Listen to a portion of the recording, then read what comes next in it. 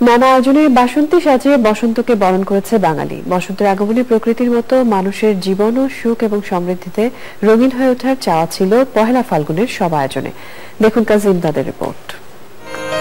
আকাশে বহিছে প্রেম, নয়নে লাগিল নেশা, কারাজে ডাকিল পিছে বসন্ত এসে গেছে।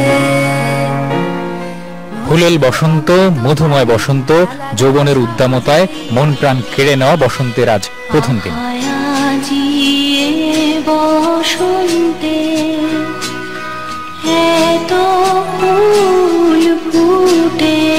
ফাগুনের মাতাল হাওয়া দোলা দিয়েছে বাংলার নিসর্গ প্রকৃতিতে। প্রকৃতি আজ দক্ষিণা দুয়ার খুলে দিয়েছে, বইছে ফাগুনের হাওয়া। বসন্তের আগমনে কোকিল গাইছে গান, ভ্রমর করছে খেলা, গাছে গাছে পলাশ আর শিমুলের মেলা।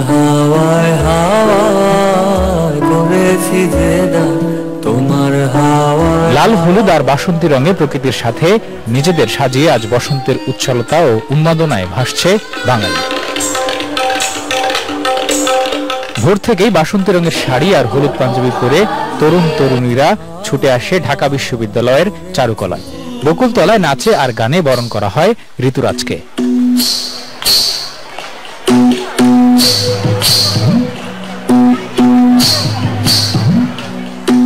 বসন্তের রং লেগে গেছে চারদিকে, খুব ভালো লাগতেছে, সবাই অনেক ভালো লাগতেছে। It was really amazing, like colorful dresses, and I'm really glad to be a part of it.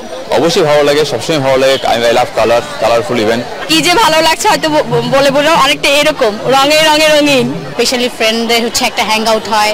এই দিনটা একটা বাঙালির উৎসব। হলুদ শাড়ি পরেই বসন্তটাকে বরণ করা হয়, এটাই কালচার হয়ে আসছে। বয়স ভুলে প্রকৃতির সাজে নিজেদের সাজিয়েছেন সব বয়সের মানুষ। বসন্তের এই দিনকে রঙিন করতে রঙে রঙিন হয়েছে নগরবাসী। নগরবাসী বলছে বসন্তের এই দিনের মতো বাঙালির জীবনের প্রতিটি দিনই হয়ে উঠুক আরো রঙিন। রাজধানীর ফুলের দোকানগুলোতেও বসন্তের ছোঁয়া। প্রিয়জনকে ফুলের শুভেচ্ছা জানাতে আর নিজেকে ফুলে ফুলে সাজাতে ফুলের দোকানে কেনা বেচা হয় সাধারণ সময়ের চেয়ে কয়েক গুণ। আমার বসন্ত এসো।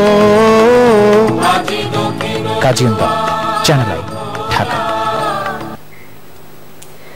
ব্যবসায়ী সহ সকল মহলের চিন্তার আলোকেই চাঁদপুরের পুরনো লঞ্চঘাট বিলুপ্ত করে নতুন লঞ্চঘাট চালু হয় জানিয়েছে বিআইডব্লিউটিএ।